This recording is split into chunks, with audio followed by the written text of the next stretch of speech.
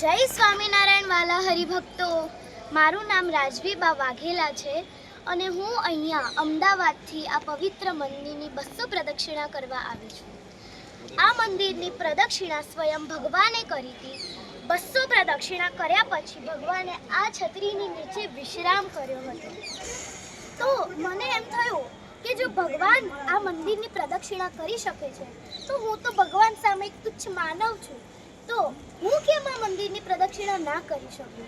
તો મેં મારા મમ્મીને કીધું કે મમ્મી, મને આ પવિત્ર વડતાલ ધામમાં 200 પ્રદક્ષિણા કરવા લઈ જાઓ. તો મારી મમ્મીએ મને અહીંયા લાવી અને મેં આ મંદિરની 200 પ્રદક્ષિણા ફરી.